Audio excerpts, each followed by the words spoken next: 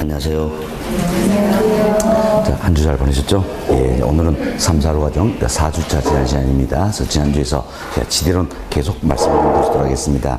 여름 교재 136페이지예요. 136페이지 펴놓으시고 설명을 좀 들어보시기 바라겠습니다. 자, 저희들이 지난주에 지대에서 말씀드렸는데, 지대는 토지의 사용 수행 대가다 할 수 있겠죠. 아주 고전적인 의미로서 지대는 토지의 사용 수행 대가다라는 겁니다. 여튼 지대 관련된 이론들도 아주 다양합니다. 그 중에 우리 시험에 출제되는 건 6가지예요. 6가지에서 리카도의 차액 제설이 있지요. 다음은 튀넨의 위치 지대설, 마르크스의 절대 지대설, 파레토의 경제 지대설, 마샬의 준지대설, 알론소의 입찰 지대설, 이렇게 해서 우리 시험에 출제되는 건 6가지다. 물론 이외에도 여러 가지 지대론이 있는 겁니다. 6가지를 우리 학습하는데 이 중에서도 우리 시험 아주 출제빈도 높은 부분은 3가지예요. 자, 이제 리카도의 차액 지설, 튀넨의 위치 제설, 그리고 마르크스의 절대설, 이 부분이 출제빈도 가장 높은 부분이고요. 그 다음으로 출제가 많이 되는 게 알론소의 입찰 지대설이다, 이 부분이에요. 예, 그리고 파레토의 경제설, 마샬의 준지대설, 이분들은 간혹 한 번씩 출제가 되고 있다, 이렇게 생각하시면 되겠습니다. 그래서 출제 빈도가 아주 높은 차액 제설, 위치설, 절대설, 이 부분까지는 저희들이 일례로 가져서 다뤘습니다. 하지만 3, 4로 과정에 또 설명드려서 반복 학습이 되는 부분이에요. 그리고 본 과정에서는 이제 알론소의 입찰설 여기까지 포함해서 설명을 좀 드리겠습니다. 그리고 경제지설과 준지설은 저희 5, 6 과정쯤 한 번쯤 이야기 드릴 내용이다, 이렇게 보시면 되겠어요. 이 중에서 저희들이 지난주에 리카도의 차액 제설, 그리고 마르크스의 절대설, 이 2가지는 설명을 드렸습니다. 그래서 우리가 이렇게 생각을 했죠. 차액 제설은 뭡니까? 차액이 지대다, 이렇게 보셨어요. 무엇 때문에 차액이 발생합니까? 바로 토지마다 비옥도의 차이가 있다는 겁니다. 차이가 있다 해서 지대가 발생하게 된다. 그래서 차익지설은 지대 발생 원인을 뭘로 보는 겁니까? 토지마다 비옥도의 차이가 있다는 거예요. 또한 비옥한 토지, 즉 우둥지는 한정이 되어 있다, 희소하다는 거지요. 수학 체감 법칙이 작용한다. 이 같은 것들 지대 발생 원인으로 보고 있다, 이렇게 보시면 되겠습니다. 다음 마르크스의 절대설이에요. 그러니까 절대적으로 지대가 발생한다는 거면서 지대 발생 원인을 뭘로 보는 겁니까? 토지를 갖던 그 자체에서, 소유 그 자체로서 지대가 발생하게 된다, 이렇게 설명을 드렸습니다. 자, 그리고 리카도의 차액 제설이다, 여기서는 최열등지인 한계지선 지대가 발생이 됩니까, 안 됩니까? 안 된다 그랬죠? 그렇지만 마르크스의 절대설 여기 한다면 최열등지인 한계랄지도 토지 소유자는 지대를 요구할 수 있어요, 없어요? 있지요. 이렇게 해서 비교가 좀 되셔야 된다. 이 부분까지는 다 말씀을 드렸습니다. 자, 여기에 의해서 오늘은 이제 튀넨의 위치 지대설이다, 이 부분부터 설명을 좀 드리도록 하겠습니다. 여기 보세요. 튀넨의 위치 지대설이다라는데, 튀넨은 이제 고립국이라는 책을 썼습니다. 아주 이제 유명한 책이에요. 그래서 이제 입지론의 시초다 할 수 있는 책이 되겠는데, 이 고립국이라는 책에서 지대 이론지 농업 입지론 아주 설명 잘하고 있다는 겁니다. 그래서 흔히 튀넨의 위치 제설, 일갈에서 튀넨의 고립국 이론이다, 이렇게 표현하기도 하고, 우리 교재처럼 입지교차 지대설이다, 이렇게 표현하기도 한다, 참고하시고, 우리 시험에서는 주로 위치 지대설 이 표현을 많이 하고 있는 겁니다. 자, 그럼 먼저 이제 고립국이다, 이 의미부터 한번 살펴봅시다. 고립국이라서는 말 그대로 고립된 나라다, 이렇게 보시면 돼요. 그럼 고립이 돼 있다는 이야기는 뭡니까? 외부와 완전히 차단돼 있다 할 수 있겠죠. 그래서 튀넨은 이처럼 외부와 완전히 차단된 원형 모양의 하나의 도시를 상징한다는 이야기예요. 좀 원형 모양의 하나의 도시를 상징한다는 겁니다. 이 도시는 외부 어때요? 완전히 차단이 돼 있다는 이야기예요. 그럼 외부와 완전히 차단했으니까 이 도시 내에서 어때요? 생산과 소비가 이루어진다는 겁니다. 그래서 도시 전체로 생산이 이루어지고 소비는 여기에서 이루어지는 겁니다. 자, 이를 가려서 어떤 이제 소비지다, 또는 도심, 또는 중심, 참 다양하게 표현이 되고 있다라는 겁니다. 그럼 자 보세요. 여기에서 생산해도 소비는 여기서 이루어진다는 이야기예요. 다음 여기에서 생산해도 소비는 여기에서 이루어진다라는 겁니다. 그럼 자 보세요. 이 토지와 이 토지의 비옥도가 같다는 이야기예요. 그럼 이 토지와 이 토지의 비옥도가 같다면 당연히 리카도의 차액설 여기에 온다면 지대가 같아야 되겠지요.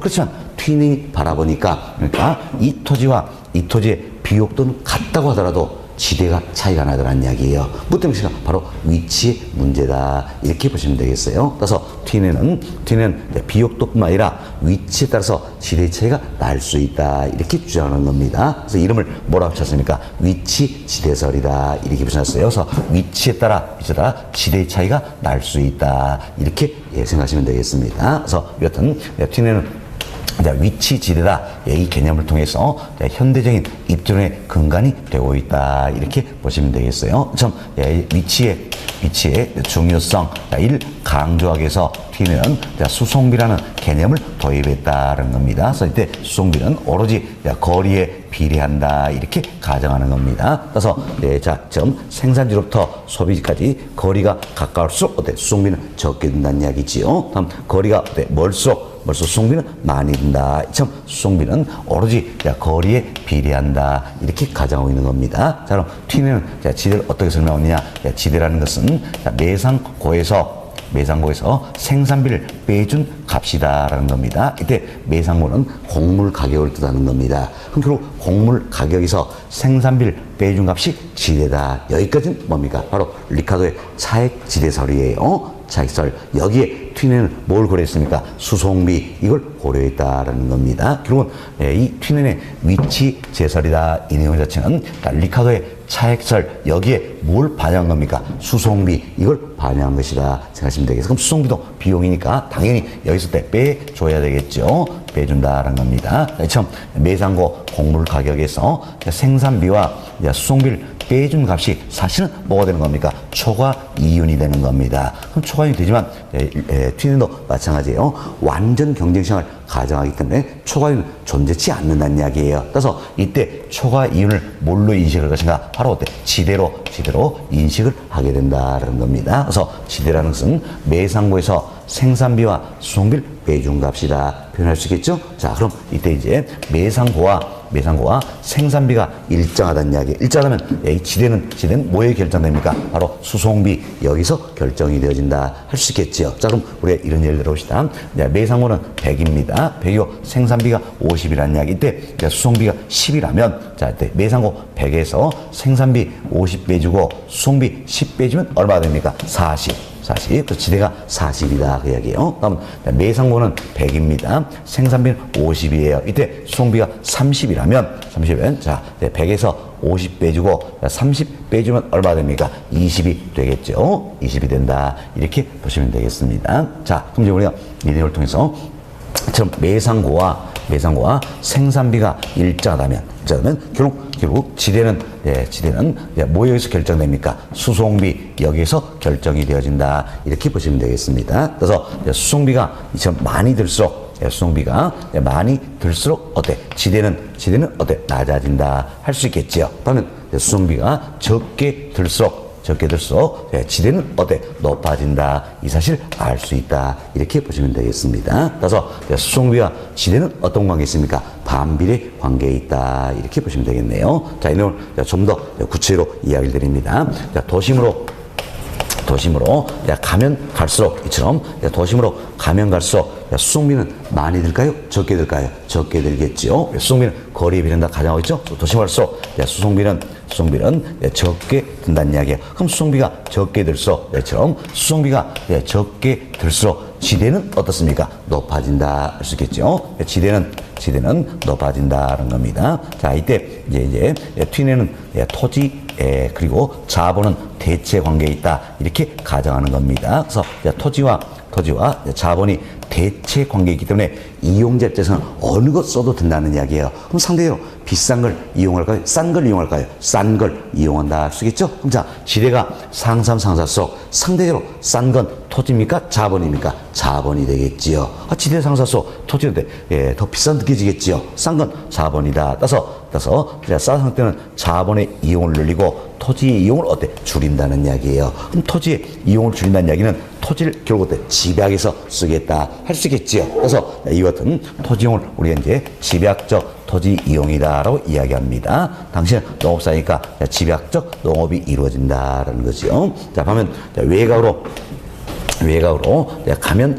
갈수록 어때? 수송비는 많이 들겠죠. 그럼 수송비가 많이 들기 때문에 당연히 지금 수송비가 많이 들수록 지대는 어떻습니까? 낮아진다라는 겁니다. 지대는 낮아진다. 그럼 지대가 낮아지면 낮아질수록 상대적으로 싸다고 생각된 건 토지입니까? 자본입니까? 토지. 그래서 토지의 이용을 늘리고 자본의 이용을 줄이겠다라는 겁니다. 그럼 토지의 이용을 늘린다는 이야기는 토지를 어때? 넓게 쓰겠다는 이야기예요. 자, 이와 같은 토지용, 그래서 우리가 조방적 토지용이다 이렇게 표현하죠. 흔히 여러분이 가축을 방목한다 이런 표현 들어보셨잖아요. 방목 이게 뭡니까? 넓은 벌판에서 기른다 그 이야기예요. 그래서 이제 이 토지용을 조방적 토지 이용이다 이 표현하고, 당신은 농업사회니까 조방적 농업이 이루어진다라는 겁니다. 자, 여기 보세요.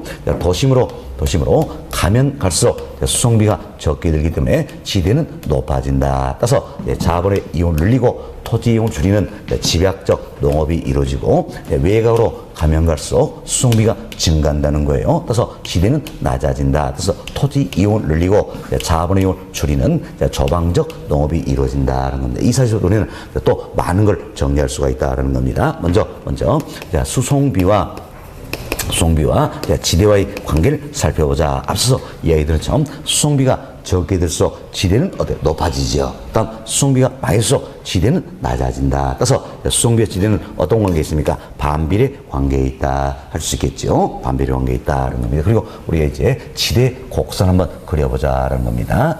지대 곡선을 그려보겠는데 Y축은 지대입니다. 지대고 X축은 도심에서 외곽이다 이렇게 생각하지 않냐게끔 도심으로 가면 갈수록 수송비가 적기 때문에 지대는 어때? 높아지지요. 다음 외곽을 갈수록 수송비가 많이 되기 때문에 지대는 어때? 낮아진다. 따라서 그림 같아 보면 자, 이 같은 우하향하는 모습이 된다 이렇게 보시면 되겠습니다. 우하향하는 모습이 된다. 사실은 곡선의 형태가 되겠지만 편의상 직선으로 그어버린 겁니다. 우하향하는 모습이다 생각하시면서 우리 시험은 자, 이런 걸 주로 자주 물어보는 겁니다. 자, 여기 보세요.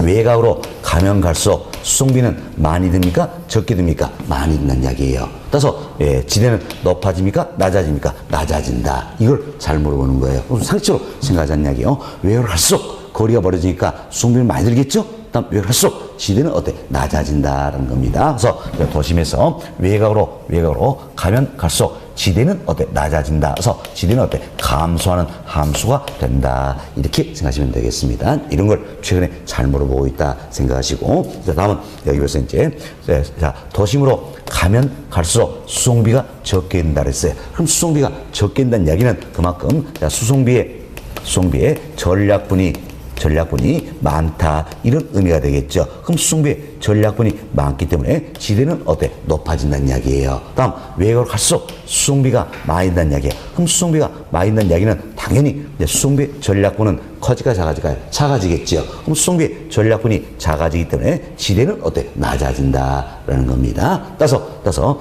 기본 T는 지대를 뭘로 보는 겁니까? 수송비의 전략분이다 이렇게 바라보는 겁니다. 지대를 수송비의 전략분이다 이렇게 바라본다라는 겁니다. 다음 여기 보세요. 도심으로 가면 갈수록 집약적 농업이 이루어지죠. 외곽으로 가면 갈수록 조방적 농업이 이루어진다는 겁니다.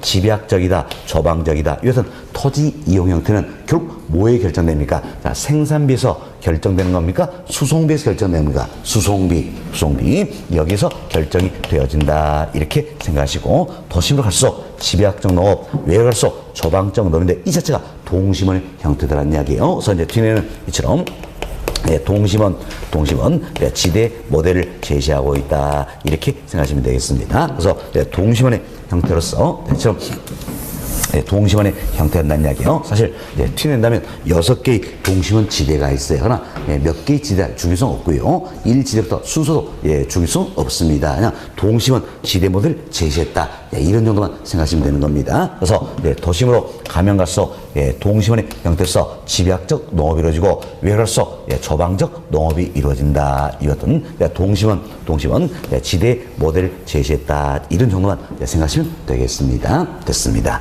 자, 이렇게 보시고 저희들이 지금까지는 내상고와 매상고와 생산비가 일정하다 가정하에서 결국 지대는 뭐에 결정됩니까? 수송비 여기서 결정된다. 이 관해서 많은 내용을 이야기를 해드렸어요. 그렇지만 여기는 매상고나 생산비가 변한다면 이 자체도 지대에 영향 미칠 수 있어요, 없어요? 있다. 이렇게 보시면 되겠습니다. 자, 여기까지 정리하시면 될 것 같습니다. 저희들이 1, 2월 과정에서도 이런 이야기를 드렸습니다. 튀낸이 죽을 때 어떻게 죽었다 했습니까? 이미 툭 튀어나와서 돼져버렸다 그랬죠. 그래서 이미 툭 튀어나와가지고 말 제대로 못해요. 딱 세 글자 외치고 돼져버렸다. 뭐라고? 수송비.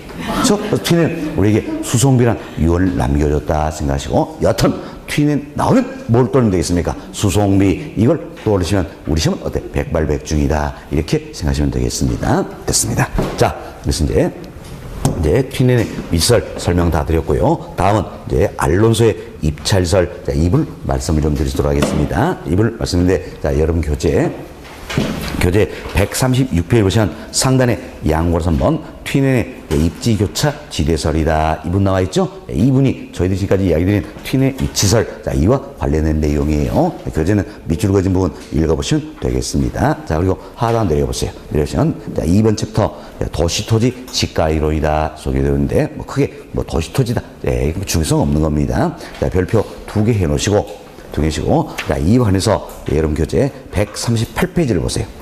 138페이지 보시면, 138페이지 보시면, 자, 양고로 본 입찰 지대 곡선이다 소개됐죠? 이분이 알론소의 입찰 지대설이에요. 자, 사실 이 내용이 중요한 내용이다 생각하시고, 이 내용 지금부터 설명을 좀 드리도록 하겠습니다. 자, 여기 보세요. 자, 알론소의 입찰 지대설이다라는 게 있습니다. 자, 이건 우리가 이런 생각을 해보자라는 이야기예요. 내가 여기에 이제 이 땅을 가지고 있습니다. 이 땅을 가졌는데 이 땅을 누구에게 빌려줄까요? 지대를 가장 많이 집을 쓴 입주에게 빌려준다 할 수 있겠죠. 그럼 누가 지대를 많이 집을 것인가? 입찰에 붙이겠다라는 이야기예요. 입찰에 붙이겠다. 자, 그럼 이 토지를 이용하는 사람들은 당연히 입찰에 참여해야 되겠죠. 참여해서 낙찰을 받기 위해서는 나름대로 어때? 제시할 수 있는 최대 금액을 써내야 되겠지요. 그래야 낙찰 받을 수 있는 높아지겠지요. 이때 금액을 가서 우리가 입찰 지대다 이렇게 표현하는 겁니다. 그래서 입찰 지대라는 것은 토지 이용자가 단위 면적의 토지에서 지불하자는, 자, 최대 금액이 될까요? 최소 금액이 될까요? 최대 금액이다.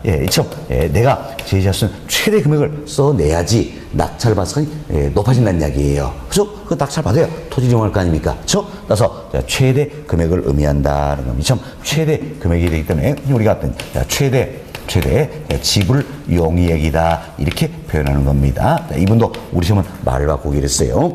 최소 지불 용이액이다. OX, X 잘못된 거죠. 입찰 지정은 그럼 최대 금액이 최대 금액. 그럼 최대 금액이기 때문에 최대 지불 용이액이다 이렇게 표현돼야 되겠죠. 그래서 최대 금액은 뭘 낼 것인가? 바로 초과 이윤이 0이 되는 수준의 지대를 의미한다는 겁니다. 초과인이 0이 되는 수준의 지대를 의미한다 생각하시고, 자, 이분은 우리가 이제 이런 예를 한번 들어봅시다. 그런데 자, 보세요. 이제 초과이윤이 100이다 가정을 해봅시다. 그럼 초과인이 100이었을 때 내가 지대를 얼마 지불할 수 있는가 한번 살펴보자는 이야기요. 이때 지대를 100을 지불합니다. 그럼 지대 100을 지불한다면 어때? 초과인이 100인데 이 지대를 100을 지불한다면 이때 초과이윤은 얼마가 되겠습니까? 0이 되겠지요. 0이 된다. 초과이윤이 0이란 이야기는 오로지 어때? 이때는 정상 이윤만 존재한다 할 수 있겠지요. 그럼 참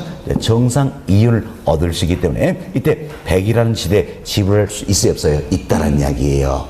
있다라는 겁니다. 그렇지만 이제 우리가 150의 지대를 지불한다 가정해보자는 이야기예요. 그럼 초과이윤 100인데 150의 지대를 지불한다면 당연히 초과인도 존재하지 않겠죠? 정상인도 얻을 수 있어요, 없어요? 없다라는 이야기예요. 그럼 정상인도 얻을 수 없는 만큼 지대를 지불하고 토지를 이용해서 할까요? 아니겠지요. 그럼 150이라는 지대는 지불합니까? 안 합니까? 안 한다는 이야기예요. 그럼 우리가 이 내용을 생각했을 때, 그럼 이 사례라면 지불할 수 있는 최대의 금액은 얼마가 되겠습니까? 100이 되겠지요.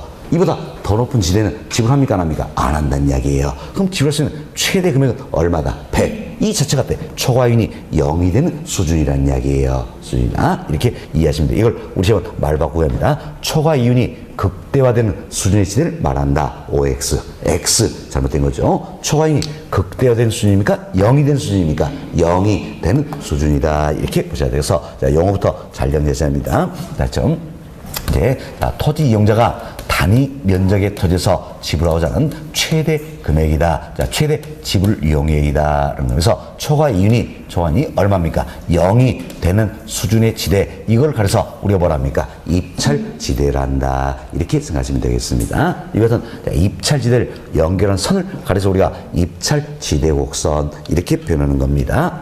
자, 이제 우리 이제 하나 가정을 해봅시다. 아주 단순한 모형을 말씀드리는데 하나의 도시에 A와 B 두 개의 선만 존재한다고 가정하는 겁니다. 두 개의 선만 존재해서 아주 단순한 모델이에요. 그렇지만 우리 시험에도 어때? 이 모델이 출제된 적이 있다 생각하시고 자 보시면 되겠습니다. 이때 자 Y축은 지대입니다.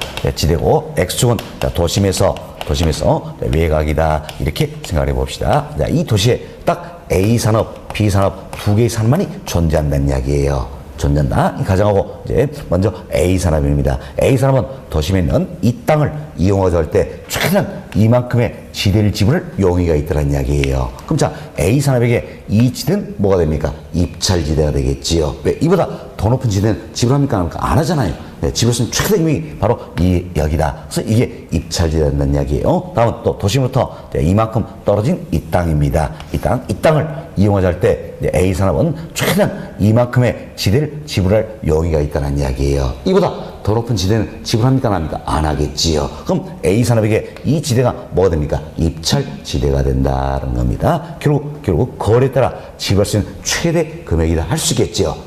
자, 이 지점에서 어때? 최대 금액 여기가 되겠죠. 이 점 거리가 멀어집니다. 예. 자, 이때 지불할 수 있는 최대 금액 이 금액이 되겠다는 겁니다. 자, 이 점 입찰지대, 즉 거래에 따라 지불할 수 있는 최대 금액 이걸 연결한 이 선을 가리켜서 우리가 뭐라 합니까? 입찰지대 곡선이다. 이렇게 이야기하는 겁니다. 그래서 이 선이 바로 A 산업의 입찰지대 곡선이 된다. 이렇게 보시면 되겠습니다. 그래서 A 산업의 입찰지대 곡선을 그려드렸고요. 다음은 B 산업입니다. B 산업 같은 경우에는 도심에는 이 땅을 이용하기 위해서 최대한 이만큼의 지대를 지불할 용의가 있다는 이야기예요. 그럼 B산업에게 이 지대가 뭐가 됩니까? 입찰지대가 되겠지요. 다음, 도심부터 이만큼 떨어진 이 땅입니다. 이 땅을 이용해서 최대한 이만큼의 지대를 지불할 용의가 있다. 이게 입찰지대가 되겠죠. 그럼 자, 이것은 입찰지대, 즉 거리에 따라 지불할 수 있는 최대금액 이걸 연결하자는 이야기야. 연결한 이 선이 바로 뭐가 됩니까? B산업의 입찰지대 곡선이 된다. 할 수 있겠죠. 우리가 도시 전체를 이제 살펴보자는 이야기예요. 이 도시는 오로지 A산업, B산업만 존재한다. 이 가정이 있었죠. 그러니까 도시 전체를 살펴보자는 이야기예요. 그럼 도시 전체 입찰지대를 살펴보겠는데, 자, 이 땅입니다. 네, 도심의 이 땅은 자, A산업이 제시한 지대가 입찰지대일까요? B산업이 제시한 지대가 도시 전체 입찰지대가 될까요? A산업. 그때 입찰지대는 최대 금액이잖아요. 그럼 더 높은 금액이 어때? A산업이 제시한 거죠? 이게 도시 전체 입찰지대가 된다는 이야기예요. 다음, 이 지점에서는 어때? 같지요. 다음, 이 지점에서는 뭡니까? B산업이 제시한 지대가 된다. 할 수 있겠죠. 그럼 이걸 연결해서 우리가 선으로 이렇게 나타내본다는 겁니다. 나타내본다. 그래서 우리는 이제 이 선을 자, 이렇게 나타냈습니다. 네, 자, 이 선이 결국은 뭐가 되는 겁니까? 도시 전체의, 자, 이 선이 이제 도시 전체의 입찰지대 곡선이 된다. 이렇게 생각하시면 되겠습니다. 여튼 입찰지대 곡선의 것은 입찰지대, 즉 거리에 따라 지불할 수 있는 최대 금액 이걸 어때? 연결한 선이다 생각하시고, 이분도 우리 시험은 이렇게 말 바꾸겠어요. 판매액이 극대화되는 지점을 연결한 선을 입찰지대 곡선이란다. OX. X. 잘못된 거죠? 입찰지대선은 뭘 이야기했습니까? 입찰지대를 연결한 선이다. 즉 거리에 따라 지불할 수 있는 최대 금액 이걸 연결한 선이지 판매액이 극대화된 점 이걸 연결한 선 아니라는 이야기예요. 아니다. 이렇게 이해하시면 되겠습니다. 됐습니다. 자, 그럼 여하튼 도시 전체 입찰지선을 그려드렸어요. 자, 이 모습을 보니까 보니까 어떤지. 도시 전체 입찰 지대 곡선은 어떤 모습입니까? 우하향하는 모습이다 할 수 있겠죠. 사실 저희들이 지금 이 도시는 A와 B 두 개의 사람만이 존재한다 가정했기 때문에 이 모습이 되겠지만 더욱더 많은 사람이 존재한다면 더 어때? 완만한 모습이 되겠죠. 그래서 도시 전체 입찰선 우하향하는 모습이다 이렇게 생각하시고요. 생각하시고 다음 이제 이와 같은 모습을 해서 원점에 대해서 우리가 볼로 가다 이렇게 표현하는 겁니다. 볼로 가다. 그래서 우리 시험에서는 이 부분은 출제가 되면서 아직까지는 말 바꾸기를 안 했어요. 안 했는데 실제 전국 모의사 이 같은 경우 보시면 이것 때 말 바꾸기를 많이 하는 겁니다. 그렇죠? 그래서 여러분이 원점에서 볼록하다, 오목하다 이걸 구분할 수 있어야 되는 겁니다. 네, 이건 수학입니다. 이제 수학이에요. 저희 지난주까지 계산 문제 우리가 여러 차례 풀어왔었잖아요. 벌써 지금까지 우리가 풀었던 계산 문제는 수학이었습니까? 산수였습니까? 산수였죠? 왜 대답이 없어요? 산수였잖아, 산수. 그렇죠? 그렇지만 이 부분만큼은 어때? 수학이다. 이렇게 생각하시고 수학적인 지식을 좀 동원할 수 있도록 하겠습니다. 여러분이 아마 다 기억하실 거예요. 예, 물론 조금 어려서 기억이 좀 가물가물할지는 모르겠지만 하여튼 그래도 기억하실 겁니다. 여기 학창시절 때 미분적분 배우셨죠? 예, 하여튼 미분적분 다 배우셨을 거예요. 그래서 이제 한 번 미분한 걸 뭐라 합니까? 1차 미분. 이걸 또 한 번 미분한다는 이야기. 이거 뭡니까? 2차 미분. 그래서 2차 미분에서 그 값이 플러스야 마이너스야 여기에 따라 결정이 되는 겁니다. 그래서 지금부터 저희들이 이제 2차 미분을 한번 할 수 있도록 하겠습니다. 수학이라 그랬죠?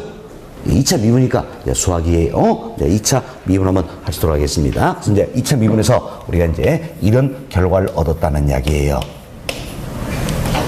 이런 결과를 얻었으면 실제로요. 여기서 2차 미분하고 있으면 누가 지금 칠판 보겠습니까? 그죠? 그죠? 근데 제 특허품만 이야기 드리는 겁니다. 특허품인데, 여튼, 우리 원점에서 볼록이냐, 오목이냐, 이 표현하면 항상 먼저 뭘 생각하자? 볼태기. 볼. 이걸 생각하잖아요, 볼. 볼? 이걸 딱 생각해서 여기 보니까 그림이 어때? 이 그림이 있고, 이 그림이 있다는 이야기예요. 그죠? 이걸 좌표 평상에 나타내 보면 이 모습이 되겠죠? 이 모습. 자, 이 부분이잖아요. 이 부분. 자, 그리고 또 하나가 있죠. 자, 바로 이 부분은 어떻습니까? 이 모습이다. 이 두 가지가 원점에서 볼록 한 것이다. 이렇게 생각하세요. 그렇지? 그럼 나머지가 있죠. 바로 이 부분이죠. 이 부분. 나머지 이건 뭡니까? 원점에서 오목한 것이다. 아시겠죠? 이렇게 생각하시면 되겠어요. 이렇게 말씀드렸더니 어떤 분도 5자를 쓰고 있습니다. 5자. 이제 5자를 쓰니까 어때? 5자를 쓰니까 다 오목이죠?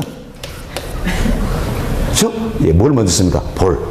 볼태기 생각하면서 볼자를 먼저 쓰시라는 이야기예요. 써서 그림이 이제 볼자 딱 쓰고 이렇거나 이 모습이 뭡니까? 볼록 한 것이다. 이렇게 생각하시면 되겠습니다. 그럼 자, 우리 도시 전체 입찰선을 그렸어요. 이 부분은 어떤 모습입니까? 바로 이 모습이잖아요. 이 모습. 따라서 원점에서 어때? 볼록하다. 이렇게 생각하시면 되겠습니다. 시험 볼 때까지만 이렇게 시험 볼 때까지만. 그리고 이제 시험 끝나면 깨끗이 잊어버리시기 바라겠습니다. 그리고 그때 우리 새로 만나서 2차 미분을 하기로 하겠습니다. 하여튼 시험 볼 때까지만 이렇게 생각하자는 겁니다. 그때 아주 쉽죠?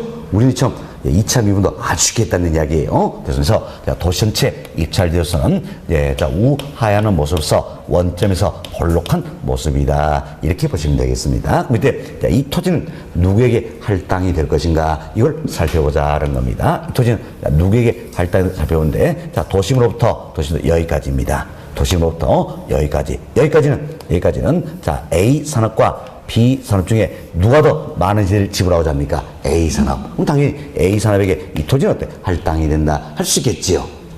왜? 더 많은 지대를 지어서 입주가 토지를 이용할 거 아니에요. 그죠? 자, 다음 도심부터 떨어진 이 지점입니다. 이 지점부터 여기까지예요.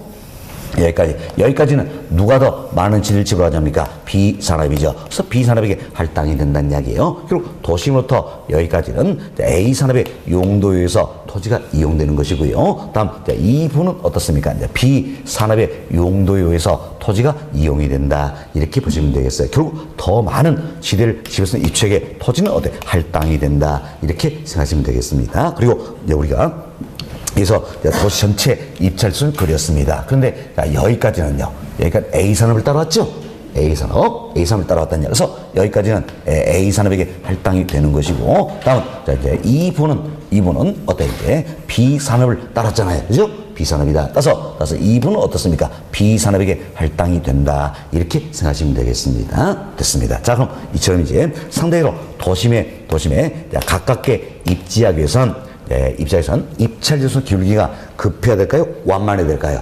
급해야 되겠지요. 자, 보세요. A산업이 도심에 가깝게 입지했잖아요. 그죠? 그럼 A산업의 입찰 지대곡선은 어때? 이 모습이었잖아요. 그죠? B산업의 입찰지선 어때? 이 모습이었네요. 이 모습. 자, 그럼 결국 A산업의 입찰지선 기울기가 더 급하잖아요. 급하니까 더 도심에 가깝게 입지하게 된다라는 겁니다. 그래서 입찰 지도선의 기울기가 상대적으로 이처럼 급할수록 도심 어때? 가까이에 입지하게 된다. 이렇게 이해하시면 되겠습니다. 됐습니다. 그래서 입찰지선은 이런 정도가 기본적인 내용들이에요. 우리 교재 내용이 조금 빈약합니다. 그래서 설명 많이 드렸으니까 이런 정도 이해가 좀 되시면 되겠어요. 자, 교재 한번 봅시다. 교재 보시면 138페이지예요. 양고로 5번입니다. 양고로 5번. 동그라미 1번 보세요. 첫 번째를 알론소가 도출한 것이다. 그래서 우리가 알론소의 입찰 지대설이다. 이렇게 표현해 드렸지요. 이제 끝부분 보세요. 도심으로부터 지대가 0인 한계지까지 나와 있죠. 도심으로부터 지대가 0인 지점이다. 바로 이 지점이 되겠네요. 이 지점에서는 지대가 얼마입니까? 0이 되겠죠. 0이 된다라는 겁니다. 각 토지 이용자가 지불하는 최고 가격을 이은 곡선이다. 결국 거리에 따라 지불할 수 있는 최대 금액이다. 이걸 연결한 선이 바로 뭡니까? 입찰 지대 곡선이 된다. 이렇게 생각하시면 되는 겁니다. 됐습니다. 다음 동그라미 3번의 기억문 보세요. 여기 보시면 도심에서부터 한계지까지, 한계지는 바로 이제 이 지점을 이야기하고 있는 겁니다. 지대가 0이 되는 이 지점. 각 지점의 토지를 입찰에 붙인다고 했을 때 토지 이용자가 부를 수 있는 최고 가격을 반영한다. 이런 의미에서 입찰지대 이렇게 표현하는 겁니다. 결국 입찰지대는 최대 금액입니까? 최소 금액입니까? 최대 금액이다. 이렇게 보시면 되겠어요. 다음 2번 첫 번째 끝 보세요. 입찰지도선은 일반적으로 우하향하는 곡선 형태를 띠게 된다. 자, 우리 우하향한다. 원제에서 볼록 모습이야 설명드렸죠? 됐습니다. 우리 교재는 이런 정도 밑줄 보시고 읽어보시면 되겠어요. 다음 우측 페이지 한번 봅시다. 자, 우측 페이지 보시면 18번 문제 한번 풀어봅시다. 자, 지대원 설명으로 틀린 것은 1번. 리카도는 토지 비옥도의 차이, 비옥권 토지, 즉 우등지는 한정되어 있다. 희소하다는 이야기예요. 수학 체감법 적용을 지대 발생 원인으로 봤다. 맞지요? 다음 2번 보세요. 위치 지대설에서 지대 함수는 중심지에서 거리가 멀어짐에 따라 점점 감소하는 함수다. 우리 여기서 설명드렸어요. 도심, 즉 중심에서 외로서 멀어질수록 지대는 어때? 점점 감소한다. 할 수 있겠지요. 그래서 맞는 표현이 되겠지요. 다음 3번 봅시다. 자, 마찰 비용 이론이 있어요. 이건 해의에 의해서 주장된 이론이 되겠는데, 자, 마찰 비용에 따르면 교통사가 좋을수록 공간의 마찰은 적어지는 겁니다. 이때 토지용자는 마찰 비용으로 교통비와 지대를 지불한다. 이렇게 보았다는 겁니다. 이런 게 있다 생각하시면 되겠습니다. 4번 보세요. 4번 특정 토지는 입지 경쟁이 일어난다면 최대의 순현재 가치를 올릴 수 있는 이용이 할당이 되는데, 알죠? 이 부분은 여러분들이 이렇게 이해하시면 되겠습니다. 사실 18번 이 문제도 기출 문제예요, 지금. 이제 우리 시험에 이래 출제하는 거죠. 자, 이제 앞으로도 배우게 될 겁니다. 순현재 가치라는 게 있어요. 순현재 가치다. 이걸 줄여서 우리가 순현가, 그러니까 자, 영어 적어서 NPV 이렇게 표현하는 거지요. 근데 순현가 NPV가 0이란 이야기예요. 그럼 순현가가 0이란 이야기는 이때 뭡니까? 오로지 정상 이윤만 존재하는 경우다 할 수 있겠지요. 그렇지만 순현가 NPV가 0보다 크다는 이야기예요. 그럼 순현가가 0보다 크다는 이야기는 결국 뭐가 존재한다? 초과이윤이 존재한다는 이야기예요. 초과이윤이, 순현가가 0보다 크다는 이야기는 초과이윤이 존재한다라는 겁니다. 그럼 순현가가 0보다 크면 클수록 어떻습니까? 초과이윤은 커지겠지요. 그렇죠? 그럼 자, 순현가가 클수록 초과이윤이 커지기 때문에 그만큼 어때? 지대 지불 능력이 커진다는 이야기예요. 이때 그럼 최대의 순현가를 올릴 수 있는 이야기는 어때? 초과이윤이 가장 많다는 이야기잖아. 이 사람이 어때? 지대 지불 능력이 가장 높다. 이 사람에게 결국 토지는 어때? 할당이 된다. 할 수 있겠죠.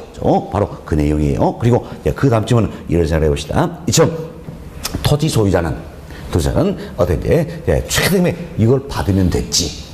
그렇지? 무엇 때문에 이 산업이 이처럼 어때? 처럼 초과이 어때? 극대화를 이건 어때? 고민할 필요 있다 없다? 없다라는 겁니다. 그게 그 다음 지문이에요. 그래서 지문 다시 보세요. 특정 토지는 입지 경쟁이 일어난다면 최대의 순현자초 올릴 수 있는 할당이 되는데 맞지요? 예, 다음 좀 보세요. 이때 최대의 순현가를 올릴 수 있는 원인이 무엇이든 토지 소유자 입장에서는 관심이 있어요, 없어요? 없죠? 그래서 아무런 상관이 없다. 쓰는 게 맞는 표현이 되겠습니다. 다음 5번 봅시다. 예, 토지 소유 자체를 지대 발생 원인으로 보고 있다는 이야기예요. 그럼 토지를 갈 때 이 자체로 해서 지대가 발생한다. 자, 이건 누구 이야기입니까? 마르크스의 절대 지설이지요. 마르크스의 절대 지대설이다. 이렇게 생각하시면 되겠습니다. 자, 그리고 그 다음 지금 보세요. 차액지설은 설명이 불가능한 최열등지에 대한 지대 발생의 근거를 제시하고 있다. 그래서 마르크스의 절대설 여기에 나면 최열등지인 한계절도 토지 소유자는 지대를 요구할 수 있다 없다? 있다. 요 설명됐죠? 자, 그럼 결국 보기 5번 이 지문 자체는 어떻습니까? 예, 절대설 2와 관련 내용이다 할 수 있겠죠. 그래서 맨 앞부분이니까 독점 지대설을 일하면 잘못된 거죠? 독점 지대설이 아니라 뭐에 대한 설명입니까? 마르크스의 절대 지대설에 대한 설명이다. 이렇게 생각하시면 되겠습니다. 그래서 틀린 건 몇 번입니까? 5번 답으로 보시면 되겠다는 겁니다. 자, 이렇게 해서 저희들이 이제 지대이론 관해서 다 말씀을 드렸습니다. 특히 4가지 이목구에서는 이야기 드렸죠. 리카도의 차액 제설, 튀넨의 위치 지대설, 마르크스의 절대설, 알론소의 입찰설 이 4가지를 이야기 드렸어요. 그래서 여러분이 제목 보고 연상을 좀 하실 필요가 있는 겁니다. 근데 자 보세요. 차액 제설은 뭡니까? 차액이 지대다라는 이야기죠. 위치설은 위치에 따라 지대 차이가 날 수 있다. 절대설은 절대적으로 지대가 발생한다라는 이야기예요. 다음 입찰설은 입찰에 붙이겠다라는 이야기지요. 그래서 입찰지는 뭐가 됩니까? 최대 금액이 된다. 이렇게 해서 제목 보고 연상을 좀 해보시기 바라겠습니다. 됐습니다. 자, 네, 이 정도 말씀을 드리고요. 다음은 이제 도시 공간구조는 이 부분을 좀 설명을 드리겠는데 우리 교재는 128페이지에 나와 있는 내용이에요. 네, 교재 거슬러 갑니다. 네, 128페이지다. 네, 128페이지는 5절 도시 내부 구조론이다 소개되고 있죠? 찾으셨나요? 예, 128페이지예요. 도시 내부 구조론 이게 바로 도시 공간구조 이론이다. 이렇게 생각하시면 되겠습니다. 그렇죠? 도시 공간구조 이론이다. 이 자체는 어때?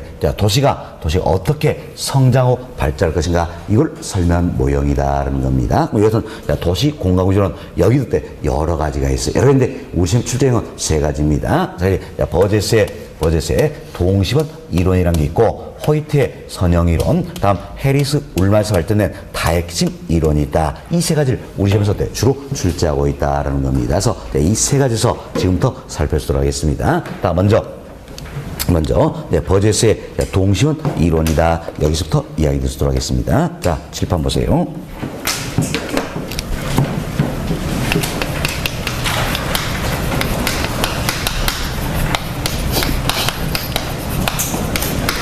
버제스는 미국의 시카고라는 이 어떤 특정한 도시를 대상으로 했습니다. 그래서 시카고라는 특정한 도시를 대상으로 했는데 이 시카고라는 도시가 어떻게 성장과 발전할까 이걸 살펴봤다는 이야기예요. 이걸 살펴보니까 시카고라는 도시는 동심원의 형태로서 5개의 지대로 분화되면서 성장 발전하더라라는 겁니다. 그래서 5개의 동심원 지대가 있다. 자, 편의상 제가 4개만 그렸습니다. 근데 이걸 가려서 뭐라고 표현하니까 1지대, 2지대, 3지대, 4지대, 5지대 이렇게 표현하지요. 시카고라는 이 도시를 보니까 동심원에서 5개의 지대로 분화되면서 성장 발전하더라라는 겁니다. 자, 이때 여기는 1지대를 우리가 뭐라고 표현합니까? 중심이 되겠지요. 1지대를 중심 업무 지구다라고 이야기합니다. 중심 업무 지구다. 그러면 1지대에서 경공급들이 서서히 밀려서 2지대로 넘어옵니다. 그럼 지금 2질적 요소가 들어왔어요. 이걸 가려서 우리가 뭡니까? 침범에 따라서 침입 이렇게 표현하는 겁니다. 침입. 다음은 경쟁이 이루어지겠지요. 그리고 변해가는 과정이 있다. 이 과정을 가려서 우리가 천이 이렇게 표현하는 겁니다. 천이다. 지금 경공업들이 중심에서 밀려나서 2지대로 넘어온다는 이야기야. 침입. 그리고 경쟁, 천이라는 과정이 나타난다는 이야기예요. 침입, 경쟁, 철이라는 도시 생태학적 과정으로서 도시 생태학적 과정으로서 공간구조를 설명하고 있다는 겁니다. 이때 생태학이다. 이건 어때? 살아서 움직이처럼 보게 돼 이런 뜻이에요. 그렇죠? 그래서 도시가 마치 어때? 살아서 움직이처럼 보고 있다는 겁니다. 자, 보세요. 이제 경공들이 넘어왔어요. 침입이죠. 다음 경쟁, 천이. 이제 어때? 살아서 움직인다는 이야기예요. 그래서 이제 침입, 경쟁, 천이라는 도시 생태학적 과정으로서 공간구조를 설명하고 있다는 겁니다. 따라서 이 지대는 뭐가 되는 겁니까? 바로 천이 지대가 된다 또는 점이 지대가 된다라는 겁니다. 자, 그리고 3지대는 이 시카고란 도시니까 소수이 낮은 저소득층은 공장 가까이 입자들한 이야기예요. 3지대를 형사하라서 3지대가 저소득층 주거지대가 되겠습니다. 자, 그리고 4지대는 고속층 주거지대. 다음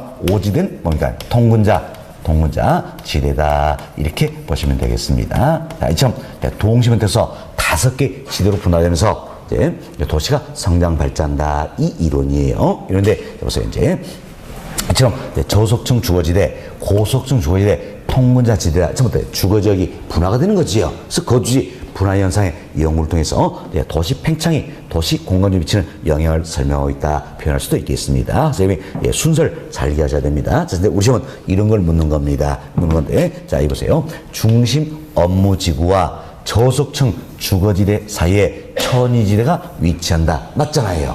맞죠?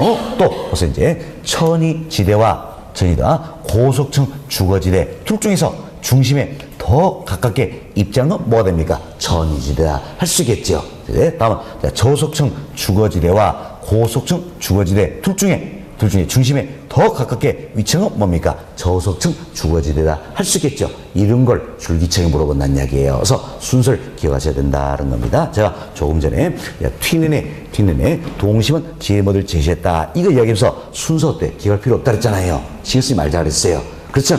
버젯의 동심을 이것만큼은 순서를 기억하셔야 된다는 겁니다. 그래서 1지대가 뭡니까? 중심 업무지구죠. 2지대는 뭡니까? 천이 또는 점이지대다. 3지대는 저속층 주거지대, 4지대는 고속층 주거지대, 5지대는 뭡니까? 통근자 지대다. 그래서 순서 반드시 기억할 수 있어야 되는 겁니다. 다음 우리 또 이번 살펴봅시다. 자, 이처럼 중심으로부터 외곽으로 갈수, 즉 중심부터 멀어지면 멀어질수록, 자, 이처럼 중심으로부터 도심으로부터 멀어질수록 접근성은 좋아집니까? 안 좋아집니까? 안 좋아지겠지요. 네, 그렇죠? 다음은 자, 인구 밀도 낮아지겠죠.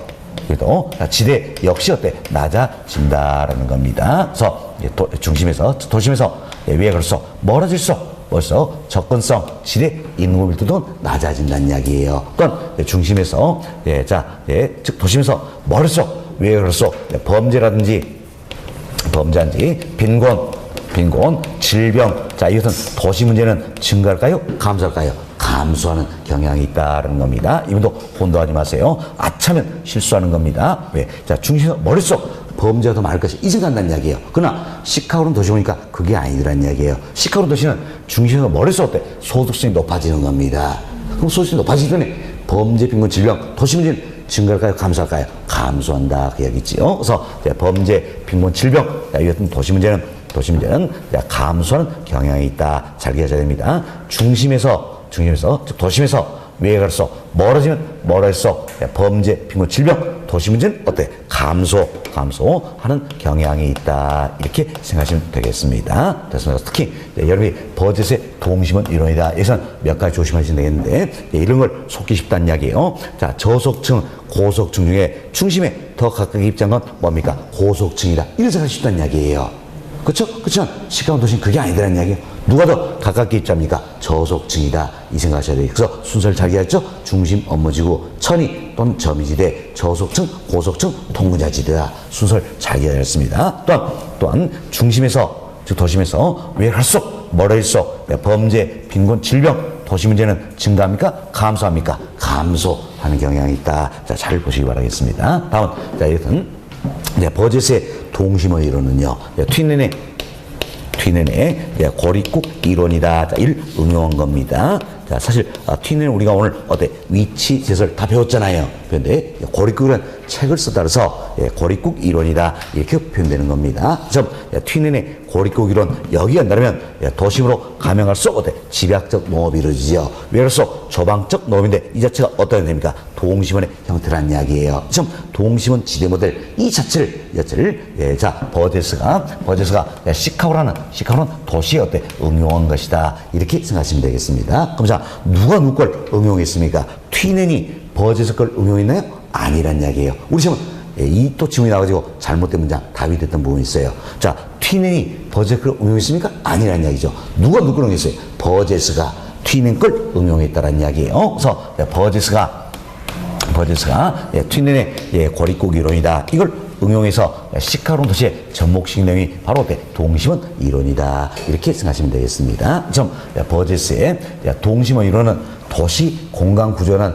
최초의 연구다. 여기에 큰 의의가 있는 겁니다. 그렇지만 시카고라는 특정한 도심을 대상으로 했기 때문에 일반성이 결여되어 있다. 이 문제가 있다는 이야기예요. 그래서 일반성을 부여하기 위해서 나오게 된 게 바로 이제 호이트 이야기가 되겠죠. 호이트는 미국의 142개 도시를 대상으로 했습니다. 그래서 미국의 142개 도시를 살펴보니까 자 이제 이것은 도시가 있다는 이야기야. 이 도시가 있으면 이 도시에 어떤 중심이 있겠죠. 중심으로부터 간선도로 하나 뚫린다는 이야기야. 그럼 이 간선 뚫리면 이 간선도로 일축을 해서 부채꼴의 방사선 형태로서 주택지대가 형성이 되더라. 그래서 도시가 선형의 모습으로서 발전한다. 그래서 호이트의 이름을 뭐라고 쳤습니까? 선형 이론이다. 이렇게 이름 붙였다라는 겁니다. 선형의 모습으로서 도시가 성장 발전한다. 이런 내용이다 생각하시면 되겠습니다. 자, 그럼 호이트는 주택 가격의 지불 능력을 중시했습니다. 참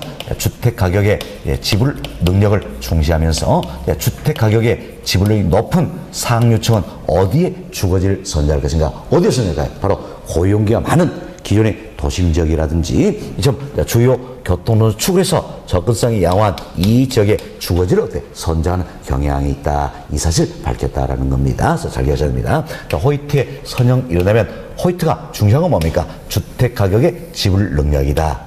주택 가격 지불력이 높은 상류층은 고용기가 많은 기존의 도심 지역이라든지 주요 교통노선 이를 축해서 접근성이 양호한 지역의 주거지를 선정하는 경향이 있다. 이래 보시고 자 일단 선형이론 여기 있다면 자 교통의 발달 자 이 자체도 공간구조 영향을 미칠 수 있어요 없어요? 있죠.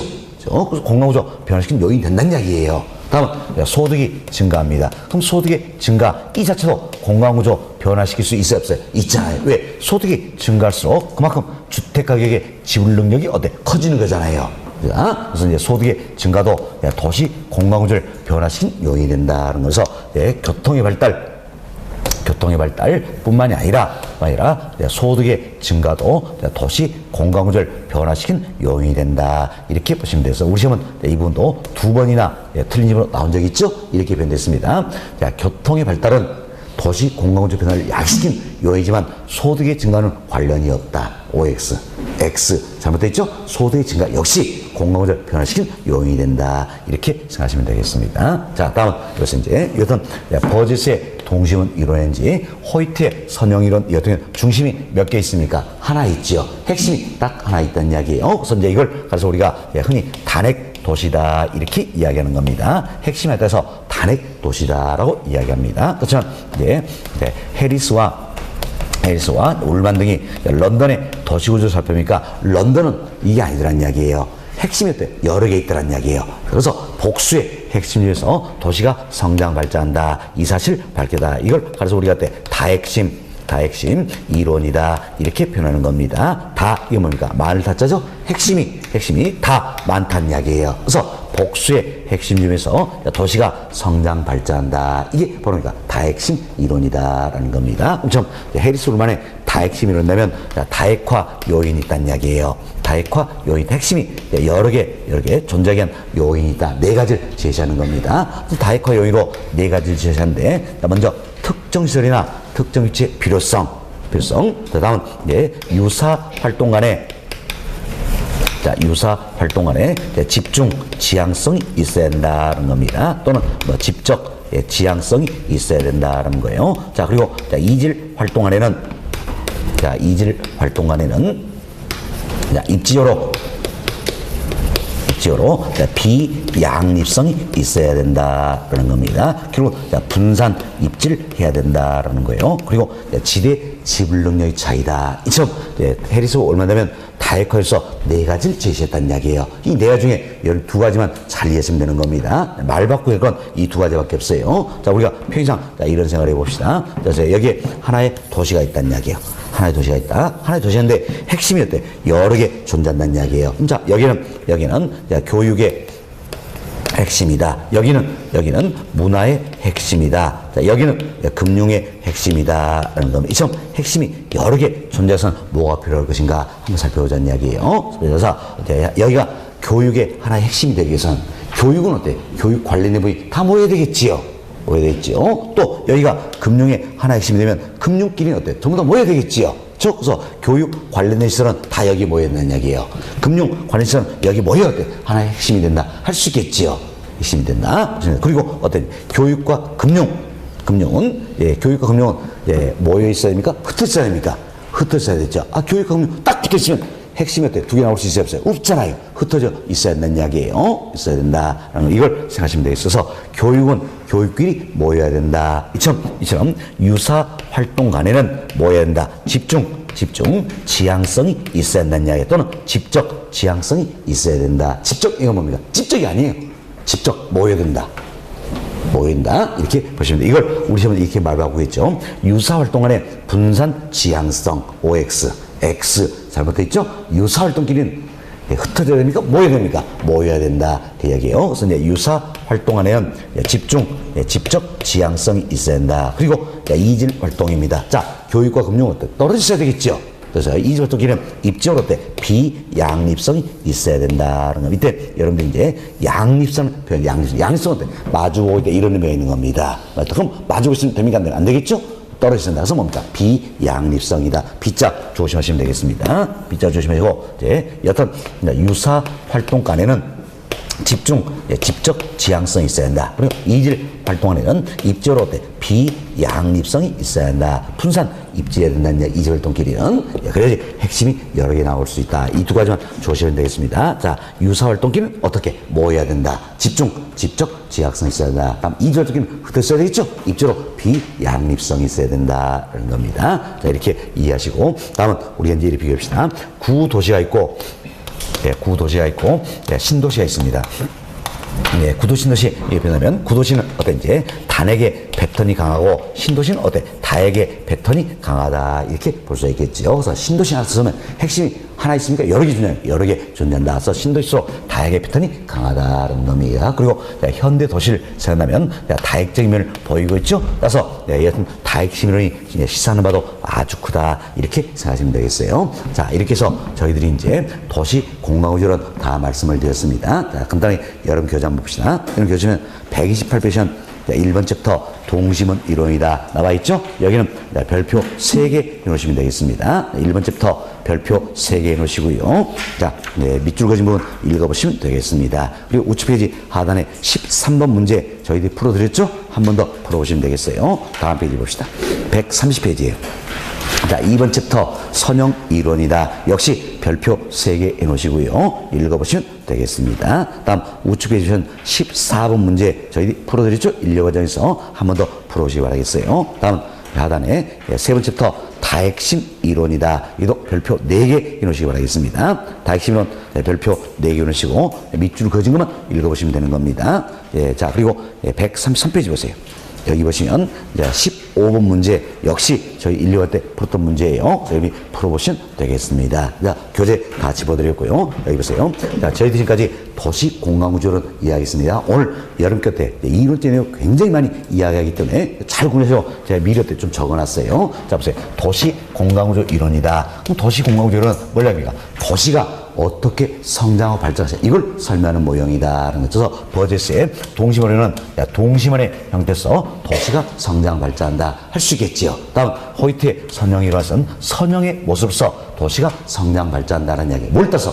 주요 교통노선, 교통망을 따라서 교통망 나오면 뭡니까? 호이트의 선형이론. 이걸 떠오르시면 되겠습니다. 다음 해리스 울만에 대한 다핵심 이론이다. 다핵심은 핵심이 어때? 다 여러 개 있다라는 얘기라서 복수의 핵심 중에서 도시가 성장 발전한다 이렇게 생각하시면 되겠습니다. 됐습니다. 자, 그리고 여러분 이번은 흐름도 정리를 잘 하셔야 됩니다. 자, 먼저 도시 공간구조나 최초의 연구가 뭡니까? 버젯의 동심원 이론이에요. 그 동심원 이론은 미국의 시카고라는 특정한 하나의 도시를 대상으로 했기 때문에 일반성이 결여되어 있다. 그래서 일반성을 부여하기 위해서 동심원 이론을 더욱더 수정 보호하는 게 뭡니까? 호이트의 선형이론이다라는 겁니다. 선형이론. 그리고 이것은 동심원과 선형이론을 결합시켜서 나오게 된 게 뭡니까? 해리스 울만의 다핵심 이론이다. 이렇게 흐름을 잘 정리를 좀 해주시면 되겠습니다. 됐습니다. 그래서 이번 시간에는 여러분께 지대이론, 공간구조는 여기까지는 다 말씀을 드렸어요. 잠시 쉬었다가 다음 시간에는